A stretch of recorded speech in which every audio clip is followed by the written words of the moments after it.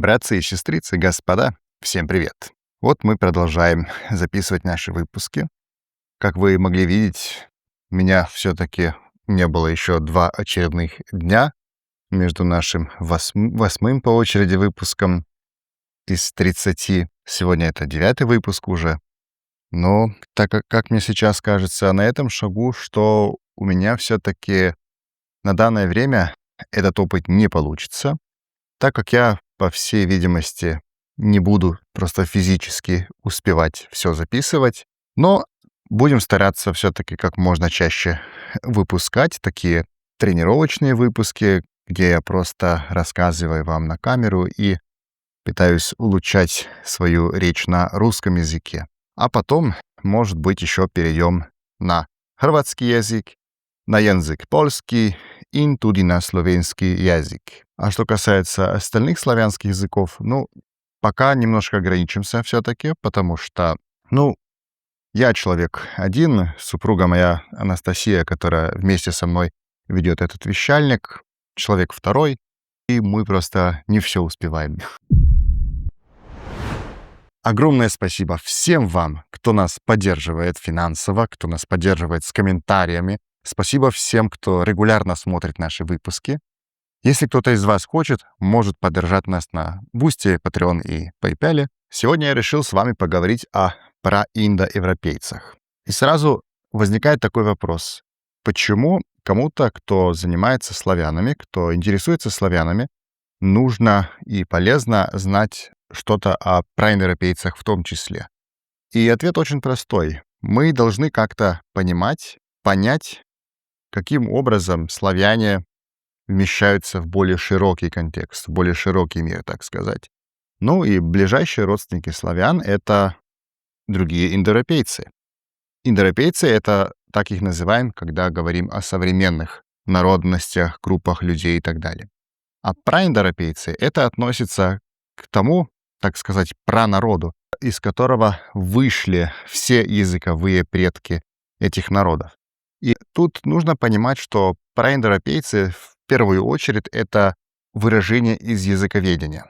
То есть тут мы говорим прежде всего об одном языковом предке всех индоевропейских народов. Так это выражение и появилось. Родилось как раз в языковедческих кругах в начале XIX века. Еще их раньше называли проиндогерманцы. Из-за сравнений разных индоевропейцев, например, латинян, греков, ариев, индийских, ученые стали понимать, что сходств очень много. И потом еще сравнивали это с другими германскими языками, а также и славянскими, и балтийскими.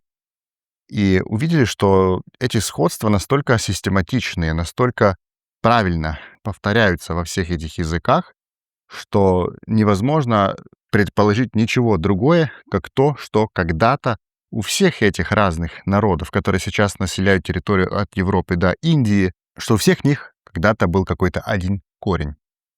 Так начали реконструировать древние тексты и сначала древнюю фонетику, сравнивая древние варианты индоевропейских языков. То, о чем сегодня хочу конкретно поговорить. Вот в одном из наших выпусков сейчас, когда мы записывали этих 30 выпусков подряд, этот проект, мы говорили о том, как жили люди до того, как вообще сами проиндоевропейцы появились. Но сейчас еще вернемся в эти времена и будем говорить примерно о времени где-то середины 5-го тысячелетия до Рождества Христова до середины 3-го тысячелетия до Рождества Христова.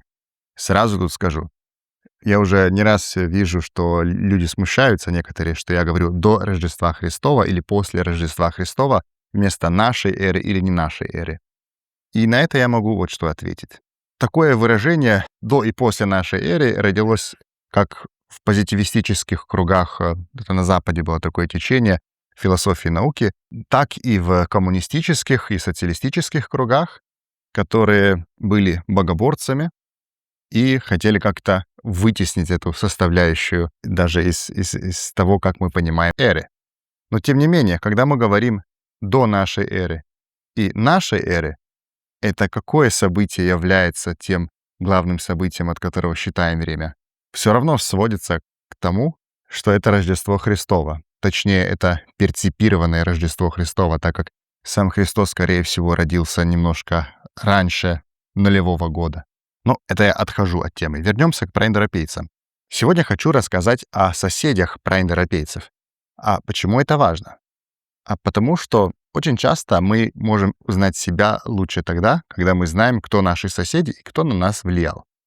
Это примерно так же, как мы рассказывали в нескольких наших выпусках у нас на вещальнике о армянах, о фригийцах, о фракийцах, даках и так далее. Это все было для того, чтобы мы лучше понимали, где место славян во всей этой каше. Двигаться тут будем в мире предположений, более или менее вероятных.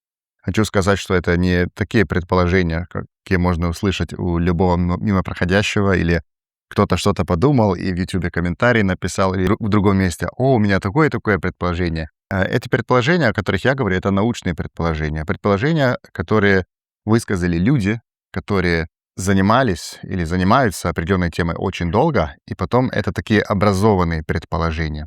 Поэтому они имеют другую тяжесть, другую серьезность. Но когда говорим о проиндоевропейцах, ученые предполагают, что они изначально занимали территорию размером с 250 тысяч квадратных метров до примерно 1 миллиона квадратных километров. Это было как раз в этом времени, между серединой 5-го тысячелетия до Рождества Христова по середину 3-го тысячелетия до Рождества Христова. То есть это до того, как на Ближнем Востоке появились хетты, до того, как в Индии появились первые арии и так далее. И на самом деле это предположение очень реалистично, потому что мы уже из исторических источников, из этого исторического времени, более позднего времени, с 6 по 9 век, знаем очень похожий пример. А это пример тюркских народов, которые изначально занимали маленькую территорию, а потом за этот краткий срок, за этих 300 лет, расселились по огромной территории, которая занимала не то что индоевропейская прародина, 1 миллион квадратных километров, а даже 2,5 миллиона квадратных километров. И на всем этом большом пространстве люди более или менее говорили на одном пратюркском или древнетюркском языке. Ну, примерно то же самое было с проиндоевропейцами, только намного раньше. Где они тогда жили? Существует несколько территорий прародины. Мы их тут сегодня не будем подробнее рассматривать, а просто ориентировочно нужно понимать, что это просторы между примерно Днепром и Волгой, ну там юг, юго-восток сегодняшней Украины и России, европейской части. То есть между Волгой, Уралом и Каспийским морем. Примерно на этой территории жили предки индоевропейцев. На севере, скорее всего, их соседи были уральские народы, которые потом дальше разделяются на угро-финские народы, а в угро-финские языки или в угро-финские народы, если хотите, причисляются финский язык. В понятие угро-финских или финно-угорских языков входят такие языки, как финский, эстонский, венгерский, самский или лапонский, потом пермские языки, то есть языки там Перми, воложские языки, языки Поволжья, да, потом хантийский, мансийский и другие. Куча таких языков. Я, наверное, тоже когда-нибудь запишу выпуск отдельно об уральцах или об угрофинах. Это более узкое понятие. И во всех этих языках существует множество заимствований из индоевропейских языков. Существует несколько слоев. Кажется, что самая такая свежая часть — это заимствование из индоиранских языков, что, да, конечно, это звучит немножко странно, потому что сегодня, когда люди слышат это слово «Иран», они связывают это с государством Ираном, которое находится на Ближнем Востоке, и также с Индией, Индия, которая находится в Индии, Бхарат, государство. Вот. Но не всегда было так. И не всегда эти иранцы или арии населяли Иран и Индию. Когда-то давным-давно, в доисторические времена, то есть до тех времен, когда у нас существуют записанные источники, они жили на территории современной России. А конкретно там тоже где-то около Каспийского моря, частей Казахстана тоже, той части России, которая там находится, и даже европейской части России. И именно тут они были соседями финно-угорских народов. Но что касается заимствований в финно-угорских языках из индоевропейских языков, это не все. Потому что, как кажется, существует еще более древний слой заимствований, где предки у графинов заимствовали эти слова прямо из праиндоевропейского языка. Более того, многие ученые заметили, когда сравнивали структуру финно-угорских языков с индоевропейскими языками, заметили, что есть в склонениях, например, в окончаниях, что есть определенные параллели, которые нельзя объяснить никак иначе, чем так, что и финно-угорские, и в целом уральские это языки были когда-то очень близкими к праиндоевропейскому языку, даже более того, что у них был общий язык предок, который существовал еще раньше, где-то времени 7-8 тысячелетия до нашей эры. Конечно, тут у разных ученых мнения разные, но удается немножко даже реконструировать этот словарь про индоуральский, так называемый, который связывает предков всех финно-угорцев, всех уральцев с предками индоевропейцев. Они во времена существования праиндоевропейского языка жили чуть севернее праиндоевропейцев. То есть они жили где-то на север, вдоль Урала, и там была их прародина, и там осуществлялись контакты с праиндоевропейцами. Они занимали эту лесную зону, занимались в основном охотой, рыболовом с хорватского языка, ловлей рыбы. Было это такое типичное общество среднего каменного века, то есть мезолита. Да, я вам сейчас конкретно тут не приводил примеры слов, которые считаются заимствованиями. Например, можно посмотреть на такое финское слово, как «порсас», или удмуртское слово «парш». Кто знает, что эти слова обозначают? Подожду немного. Это слово, которое родственно с нашим славянским, по-русски оно существует сейчас, как поросенок, вот там существует в этом. Это, скорее всего, они приняли из праиндоарийского языка в форме «порщос». Затем в финском языке, как сотня, или один из вариантов цифры 100, звучит как «сата», что очень сильно напоминает староиндийское «шатам» или «там», или даже славянское «сыто», праславянское «сыта», то есть «100». И потом еще заметно, что другая лексика, которую в основном заимствовали финно-угорские народы, она касалась прежде всего оседлой жизни, всяких названий для орудий, для тех животных, которые связаны с оседлой жизнью, такие как свиньи, козы, потом растения, как пшеница, трава и так далее. Вот именно эту лексику и принимали финно-угорские народы уже потом от своих древних индоевропейских братьев, двоюродных братьев, как хотите. Но финно-угорцы — это были только лишь одни соседи, северные соседи древних индоевропейцев. Другие возможные соседи находились на юге. Ученые тоже заметили несколько схожестей, несколько параллелей между семитскими языками и индоевропейскими языками. Но тут ученые гораздо менее уверены, что можно прям доказать какое-то такое родство. Общих словечек реконструировано мало, но все-таки они есть. Как они появились в праиндоевропейском, не совсем понятно. И вот просто пара примеров таких. Для праиндоевропейского языка реконструируется слово «таурус» или «стаурус». Это обозначало такого быка, то есть не совсем современного быка, а это было такое животное, которое существовало в Европе еще до 17 века. В славянском языке обозначалось словом «тур». В прасемитском языке есть похожее слово, которое звучит как «тауру». Обозначало как раз этого дикого быка, животное. И потом праиндоевропейское слово «септем», «сем», наше «сем» славянское, «седм», и прасемитское «сабатум», то есть шаббат, суббота, 7-й день. Это два таких примера, которые я сейчас привел. Помимо этого, обычно реконструируют еще порядка 20 слов где-то. Но и есть некоторые параллели, которые очень сложно понимать, откуда они взялись, потому что они даже не из семитских языков очень часто. Даже предполагается, что они вышли из шумерского языка. Итак, например, греческое слово «пелекус», староиндийское «парашу», «топор», аккадское — это семитский язык, самый древний и зафиксированный, Пилакку обозначало что-то вроде как ножа какого-то, да? И, возможно, это принято еще в давные времена из шумерского слова «балаг».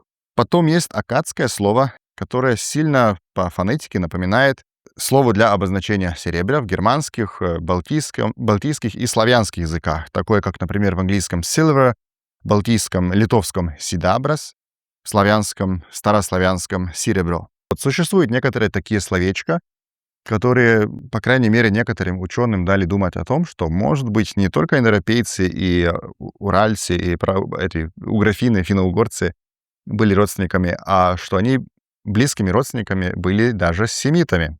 И помимо них есть еще одна такая группа языков, а это картвельские языки. Картвельские языки — это языки Южного Кавказа. Большинство носителей этой группы языков говорит на грузинском языке или на языке картли. Там тоже существуют некоторые сходства, но они больше типологические. То есть у них есть похожие типы там в некоторых окончаниях, в некоторых конструкциях и так далее, что, возможно, указывает на очень глубокое родство. Когда обо всем этом говорим, это все говорим о времени до 5-го тысячелетия до Рождества Христова. Значит, в конце картина, которая у нас получается, что в середине всего этого жили праиндоевропейцы, предки всех современных индоевропейских народов. Они занимали просторы примерно совсем изначально занимали просторы примерно между Северным Кавказом, между Каспийским морем, Волгой, нижним течением Волги и Уралом. Потом уже распространились на запад, к Днепру, тоже по этой южной части, там, где сейчас такой степной пояс. И, там они жили, собственно. Их северные соседи были предки угрофинов или финно-угорцев, праугрофины или даже прауральцы. И потом еще на юге от них жили картвельские народы и прасемитские народы. То есть это задолго до возникновения там евреев, арабов, аккадцев. Да, вот это все такие более или менее достоверные или возможные соседи. Предполагалось еще родство с алтайскими языками. Языками, из которых произошли тюркские языки, и тунгусские языки, и монгольские языки. Но только мало кто из языковедов осмелился сравнивать именно эти языки и искать праязык всех этих языков. Я уже упоминал в одном из наших прошедших выпусков, что так образовалась в начале 20 века ностратическая теория. Теория о том, что в времена мезолита существовал ностратический, то есть это значит наш на латыни, язык предок всех этих языков, всех этих групп языков, которые мы сегодня тут перечислили. А если вы хотите посмотреть предыдущие выпуски из нашего марафона «Запиши 30 выпусков», можете посмотреть это на этой ссылке. Спасибо большое и пока-пока.